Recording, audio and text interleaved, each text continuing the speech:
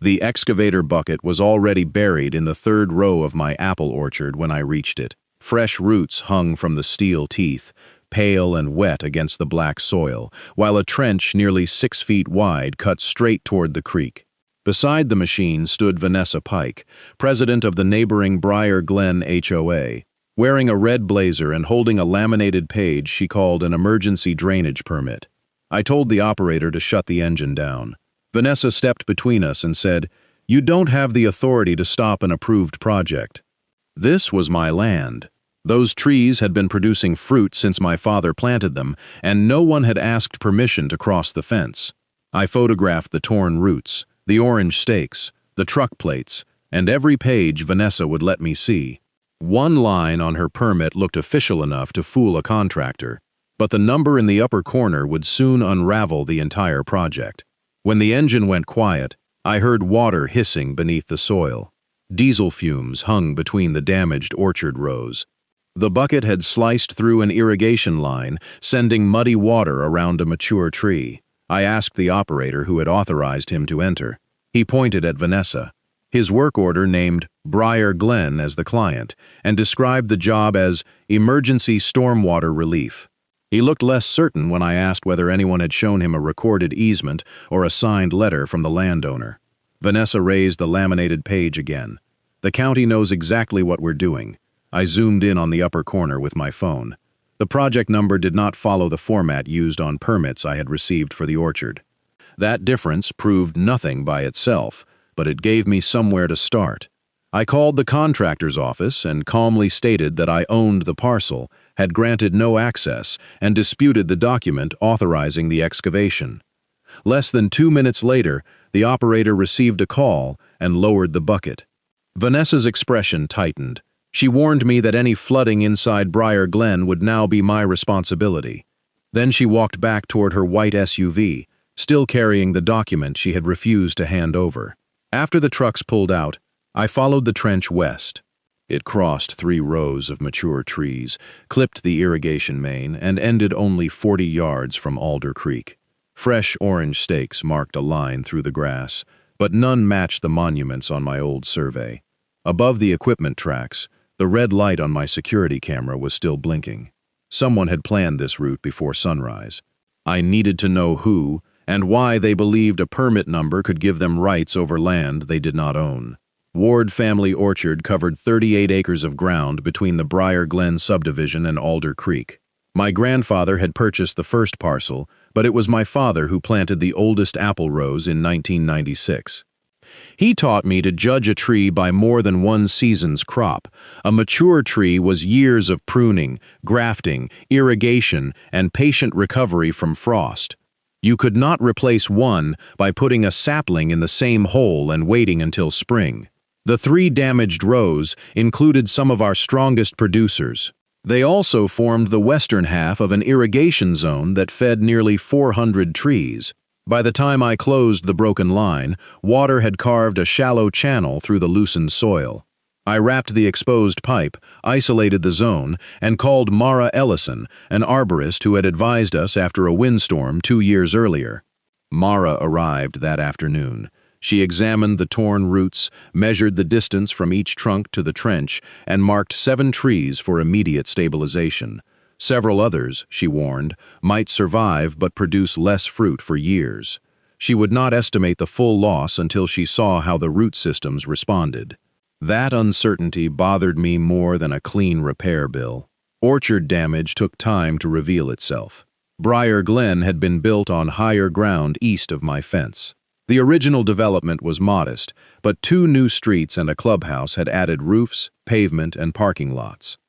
During heavy storms, more water now collected along its western edge. I had seen it pooling behind their decorative stone wall, but it had never created a right to cut across my land. The next morning, a courier delivered a letter from Briar Glen's management company. It described the excavation as work within a historic drainage corridor and claimed the HOA possessed emergency access authority. According to the letter, my interference had increased the risk of flooding to 46 homes. If damage occurred, the board intended to hold me responsible. The letter offered no apology. I carried the letter to the small office beside our packing shed, where my property records filled two metal drawers. The deed described the eastern and western boundaries, the creek frontage, and a utility easement near the county road. It said nothing about drainage rights benefiting Briar Glen. The title policy from my last refinancing listed the same utility easement and no others. I unfolded an older survey across the desk. Its monuments followed the fence line before turning west toward Alder Creek. None aligned with the orange stakes Vanessa's crew had used. Those stakes did not appear to mark a boundary at all. They marked the shortest path from the subdivision's low point to the creek. Before calling anyone, I downloaded the previous night's recordings from the security camera. At 10:43 p.m., headlights appeared near the east gate. A white SUV stopped outside the fence, and two people crossed into the orchard carrying stakes, a measuring wheel, and cans of orange marking paint. The camera was too far away to capture faces, but the SUV bore the circular Briar Glen emblem on its front door. They worked for 19 minutes. One person measured toward the creek, while the other placed stakes between the trees. At one point, the taller figure walked directly beneath the camera and aimed a flashlight at it. The image flared white, then recovered after they passed. I copied the footage to 2 drives and photographed the file information. Then I placed the HOA letter, my deed, the title policy, and the old survey in separate folders. Vanessa had called the trench an approved emergency project. Her letter now called the same route historic. Those were different claims, and neither appeared in my records. The quickest way to test both was to start with the number in the corner of her laminated page. The county records office opened at 8 the following morning. I intended to be waiting when it did. The county records office occupied the ground floor of a plain brick building. I arrived with my folders before the doors opened and was directed to a counter marked Development Services. A clerk named Judith Hale listened while I explained the excavation and showed her the photograph of Vanessa's laminated page. Judith typed the project number. Nothing came up. She tried my parcel number, the orchard address, Briar Glen's address, and the name of the contractor. The only related record was a preliminary drainage application filed 11 weeks earlier. She opened the scanned file and turned the monitor toward me. The first page looked nearly identical to Vanessa's document. It carried the same project name and the same drainage sketch, but a gray banner across the county copy read, "Returned, incomplete." There was no approval signature and no issued permit number. In the lower corner, an examiner had written, "Private parcel, authorization required." Attached correspondence explained the rest. The HOA had been instructed to provide a recorded easement, the landowner's written consent, and a completed engineering review before the application could proceed. The file showed no later submission and no emergency authorization.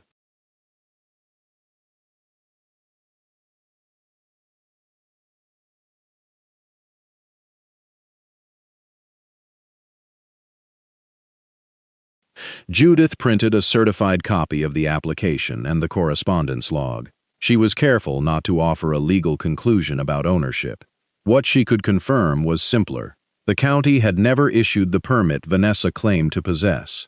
I left the building with the certified pages sealed in an envelope and called Elena Marquez, a local licensed surveyor. She immediately agreed to visit the orchard that afternoon. Elena began with my deed, the recorded subdivision plat, and the survey from my refinancing. Then she spent 2 days locating monuments, running measurements, and comparing the physical evidence to the recorded descriptions. The old fence wandered a few inches in places, as rural fences often did, but the excavated root did not touch the line. It remained inside my parcel from the first damaged tree to its unfinished end near Alder Creek. The orange stakes concerned her for a different reason. They were ordinary construction stakes, yet someone had placed small pieces of reflective tape near their tops and written station numbers down the sides. From a distance, they resembled survey control points. None corresponded to a monument, coordinate, or marked line on Elena's instruments. "They show a proposed route," she told me, "not a property right."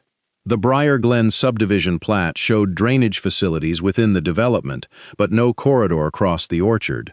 Elena also found a promotional site map from the subdivision's early sales materials. A blue arrow curved west from the neighborhood toward Alder Creek, passing loosely across the area where my land appeared. The map contained a disclaimer stating that features were conceptual and subject to engineering approval. That arrow was the closest thing I found to Vanessa's supposed historic corridor. It was not a recorded easement. It was not even drawn on a survey. Elena completed a preliminary field sketch showing the trench, fence, monuments, damaged trees, and distance to the creek. Her formal certified survey would require several more days, but the location was no longer uncertain. I emailed Vanessa the county's certified file and Elena's preliminary findings. I asked Briar Glen to confirm that no contractor would return, preserve every project document, repair the fence and irrigation line, and arrange professional stabilization of the trench. I gave the board until noon the following day to respond. Vanessa answered 43 minutes later. She wrote that the county file represented an administrative delay, not a denial. According to her, Briar Glen's emergency authority remained effective while final approval was being processed. She rejected Elena's findings as a private opinion commissioned by an interested owner and reserved the HOA's right to complete necessary protective work. I forwarded the response to Elena. Then I called the county again and asked whether any application was currently pending. Judith checked while I waited. The file remained closed and returned. Nothing was being processed. That evening, I secured the east gate with a new chain, posted written no trespassing notices, and photographed their placement. At 8:17 p.m., headlights appeared beyond the orchard fence. A contractor's flatbed truck stopped beside the damaged gate. 2 workers climbed out and began loosening straps around a stack of black drainage pipe. I walked to the east gate with my phone recording. The workers had not crossed the chain, but one was studying the lock while the other called someone from the cab. I pointed to the notices, identified myself, and told them the county file was closed. I also gave them the number for their own dispatcher, who had stopped the earlier excavation. After a short call, they tightened the straps and drove away. I photographed the truck leaving and added the time to my incident log. Then I replaced the damaged gatepost, closed the chain, and attached a second notice where headlights would catch it. By morning, Briar Glen residents were repeating Vanessa's version of events. The HOA's community message said an adjacent landowner had obstructed an authorized flood protection project, leaving 46 homes exposed. It included the management company's number and urged residents to document any water damage for possible recovery against me. My phone began ringing before breakfast. Most callers were worried rather than hostile. I explained that I had not blocked natural drainage and that the HOA had tried to excavate private land without an issued permit. Some listened, others told me a few apple trees were insignificant compared with their homes. I did not argue. I saved the messages and forwarded the HOA notice to Elena. 2 days later, a storm settled over the valley. Rain ran down the unfinished trench, washing loose soil around the exposed roots. The channel was not connected to Briar Glen's drainage system, but the excavation gathered water from the orchard itself and accelerated it toward Alder Creek. By dawn, 1 trench wall had collapsed, and 2 more trees were leaning. Mara returned with braces and root protection material. Her written report identified 7 trees requiring stabilization and 6 additional trees at risk of reduced production. She explained that root loss could weaken them gradually, especially under fruit load or high wind. Her preliminary restoration estimate included monitoring, pruning, soil repair, and possible replacement. I also hired drainage engineer Samuel Price. He surveyed the slope, inspected Briar Glen's existing outlets, and reviewed the sketch attached to the returned application. His conclusion was direct. The proposed pipe and trench would collect runoff from paved surfaces and release it onto my land at a higher concentration than existing natural flow. Without proper energy control and erosion measures, it could damage the orchard and the creek bank. The work had not protected my property. It had shifted Briar Glen's problem downhill. Samuel found another detail. The HOA's sketch showed a longer alternative line running south through subdivision common land. It would connect to an approved roadside system without crossing the orchard, but it required additional pipe, 2 catch basins, and removal of part of a decorative wall. That afternoon, the contractor's site supervisor, Owen Beck, called me. He said his company had suspended the job after reviewing my complaint. I asked what documents they had received before entering. Owen described a packet containing the preliminary application, a work authorization signed by Vanessa, and a site map with the orchard route highlighted. He had assumed the HOA controlled the entire work area. No deed, easement, or landowner consent had been included. She told us final approval was a formality, he said. I asked him to preserve the packet and send all further communication through writing. He agreed, though he would not provide copies without authorization or legal process. The next useful document came from Briar Glen itself. Meeting summaries were available through a resident portal, and one concerned homeowner sent me copies covering the previous 4 months. The board had considered both drainage routes. Samuel's longer southern option was estimated to cost substantially more and required altering the entrance landscaping. The orchard route was labeled preferred for cost and visibility. In an executive session summary, one board member warned that no recorded easement had been located. Another noted that the county required landowner consent. The final entry authorized Vanessa to expedite the preferred route while council reviewed access rights. She had not waited for that review. By the end of the week, I had the HOA's public accusation, documented erosion, expert findings, the contractor's account, and meeting records showing that the board knew the orchard route was legally uncertain. What I did not yet have was a way to force Briar Glen to stop treating delay as permission. The evidence no longer described a mistake. It described a decision made despite repeated clear warnings. I placed every document in chronological order and called Rachel Bennett, a civil property attorney whose office had handled an access dispute for another grower. When she heard that workers had returned after written notice, she asked me to bring the entire file before noon. Rachel Bennett read the file without interrupting. She arranged the county correspondence, survey materials, photographs, expert reports, and HOA messages across a conference table. When she finished, she returned to Vanessa's claim that emergency authority remained effective during processing. An application is a request, Rachel said. It is not permission, and it does not create an easement. She warned me that strong facts did not make the process immediate. Briar Glen could dispute the boundary evidence, argue necessity, or claim it acted in good faith. Our job was to preserve the site, prevent additional entry, and prove each element with authenticated records.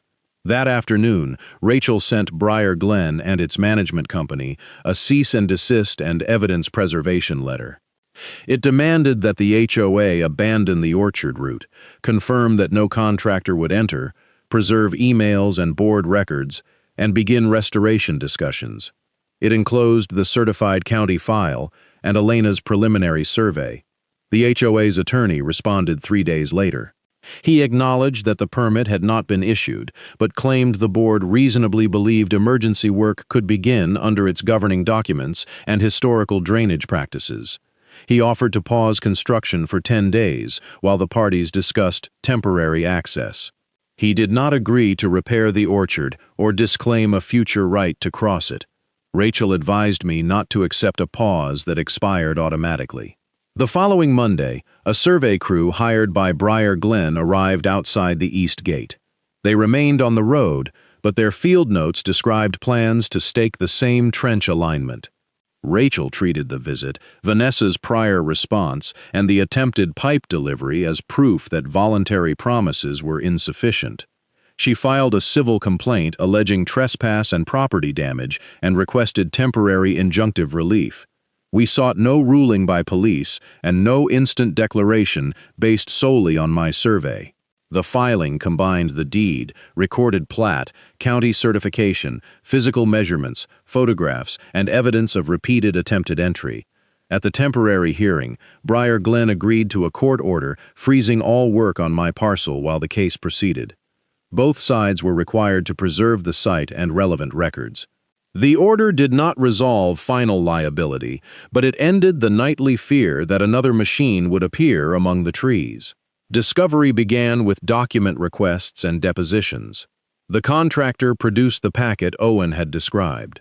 Vanessa's signed work authorization appeared directly behind the returned application. The county's returned. Incomplete banner was visible on the electronic original, but the copy given to the excavator operator had been printed in grayscale and placed beneath a cover page labeled Emergency Drainage Approval. The cover page was created by Briar Glen, not the county. Emails supplied by the management company established the timeline. 9 days before excavation, the county examiner told Vanessa that no work could begin without landowner consent, proof of easement, and engineering approval. Vanessa forwarded that message to 2 directors with a note saying the southern route would destroy the entrance budget and that waiting could push construction into storm season. One director replied that the orchard route should not proceed until council confirmed access rights. Another suggested approaching me with a purchase or easement proposal. No one did. In her deposition, Vanessa maintained that the board's emergency powers allowed action before final permitting. Rachel showed her the HOA declaration and asked her to identify language granting authority over property outside Briar Glen. Vanessa could not. She then claimed she believed the conceptual blue arrow represented a long-standing drainage easement, although the meeting records showed the board had been unable to locate one. Owen testified that he relied on Vanessa's work authorization and the cover page. Had he seen the county correspondence or known I had withheld consent, he said, his company would not have entered. The discovery affected Briar Glen internally. 2 directors requested separate advice about their duties. The HOA's insurer reserved its position while investigating whether the board had knowingly authorized unpermitted work. Residents demanded explanations for the legal expenses and the rejected southern route. Rachel assembled the financial evidence carefully and conservatively. Mara calculated tree stabilization, monitoring, replacement, and reduced production. Samuel estimated soil repair, erosion control, irrigation reconstruction, and safe closure of the trench. We added surveying costs, temporary repairs, and documented crop risk, without claiming that every damaged tree was already dead. A court-ordered settlement conference followed. Most board members appeared ready to discuss restoration and compensation, but Vanessa insisted that any agreement preserve Briar Glen's right to complete the orchard route later. I would not sell temporary peace at the price of a permanent threat. The conference ended without agreement. A final evidentiary hearing was scheduled for the following month. On the evening before it, Rachel reduced our case to 3 folders: the title and survey record, the certified county file, and the emails showing what Vanessa knew before she signed the work authorization. For the first time since the excavator entered my orchard, every disputed claim was going to be tested in the same room. The hearing began with Briar Glen's attorney describing the trench as a necessary response to worsening stormwater conditions. He did not argue that a final permit had been issued. Instead, he claimed the board acted in good faith under emergency provisions in its governing documents and relied on a historical pattern of water flowing toward Alder Creek. He also suggested that the blue arrow on the subdivision's early site map reflected the developer's intended drainage corridor. Rachel did not deny that Briar Glen had a real water problem. She separated that problem from the right the HOA claimed to possess.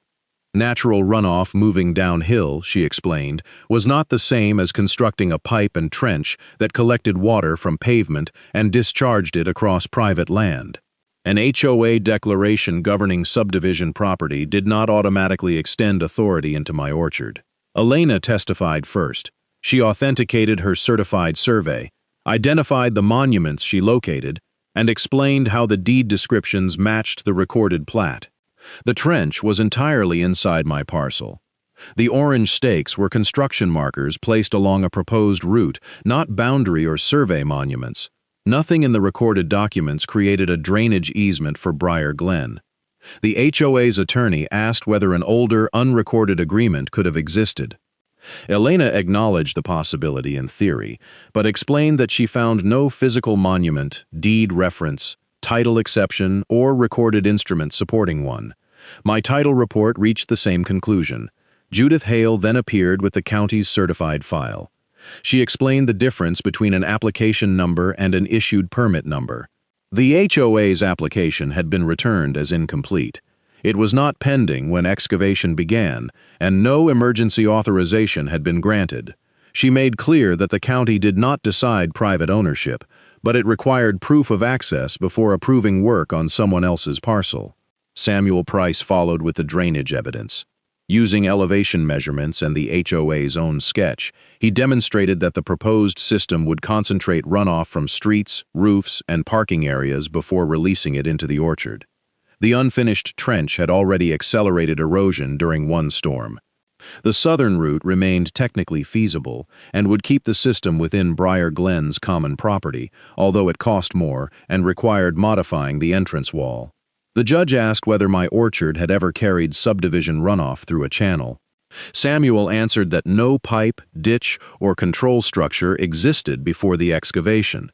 Historical water movement, he said, did not authenticate the engineered corridor shown on Vanessa's application. The contractor's records connected those findings to the excavation. Owen identified Vanessa's work authorization, the grayscale application, and the cover page labeled Emergency Drainage Approval.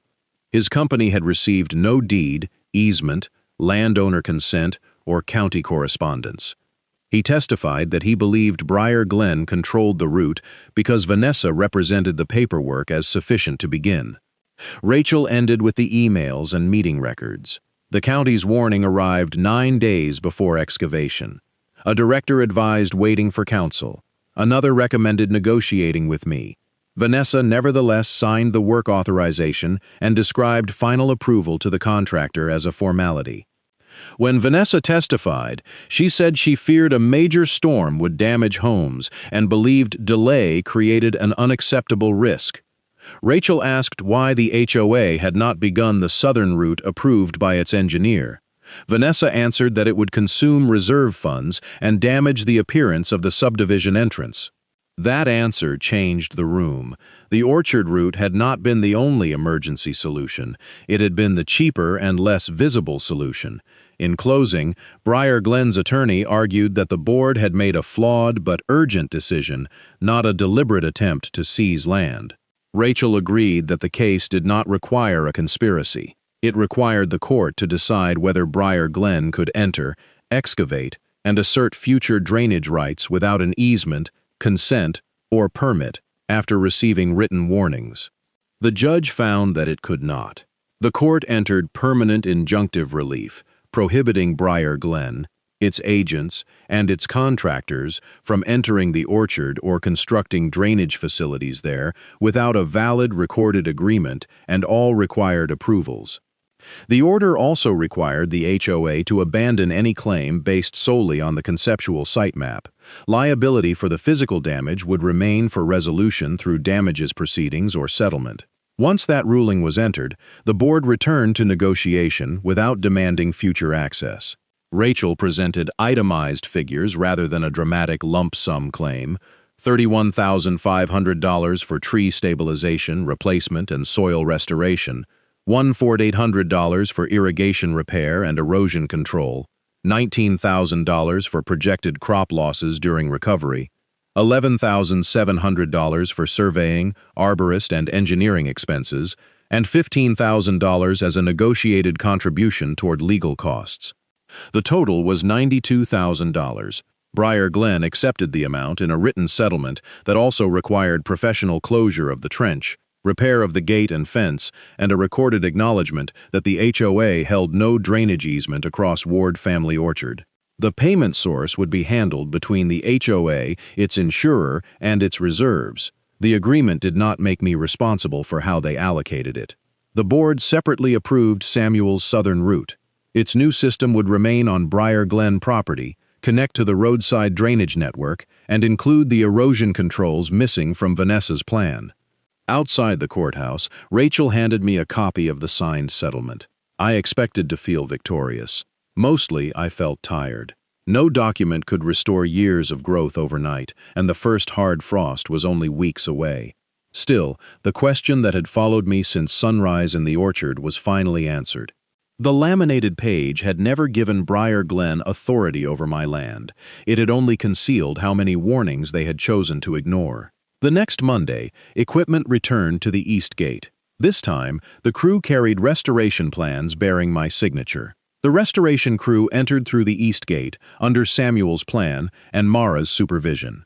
They removed loose soil, rebuilt the trench in compacted layers, and shaped the surface so rain would spread naturally, instead of cutting another channel toward Alder Creek.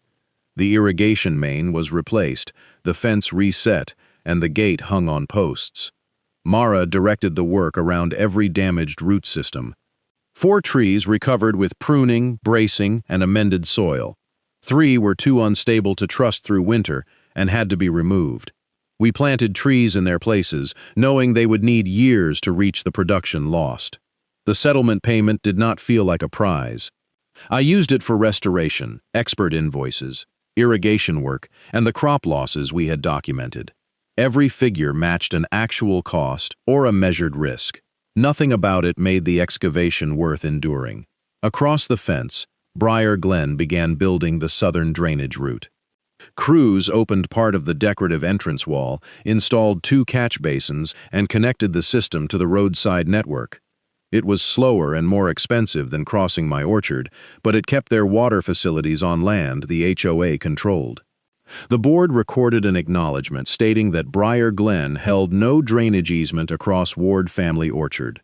That document joined my deed, survey, and title records, so no future board could revive Vanessa's conceptual blue arrow as if it were a property right.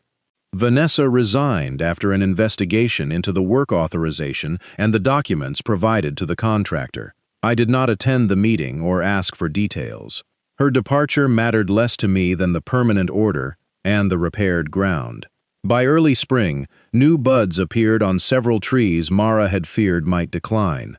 The 3 replacements were still thin enough to bend in a hard wind, so I tied them to wooden supports. One afternoon, I carried the last orange construction stake from the equipment shed and laid it beside the repaired gate. Months earlier, stakes like it had been planted in darkness to make an unauthorized route look official. Now it was only a piece of painted wood. I walked to the 3rd row and rested my hand against the nearest surviving trunk. The bark still carried a pale scar where the excavator had torn through the soil, but leaves had opened above it. Ownership had not been protected by the loudest demand or the most official-looking page. It had been protected by records, restraint, and the willingness to follow every fact until someone with lawful authority could weigh them.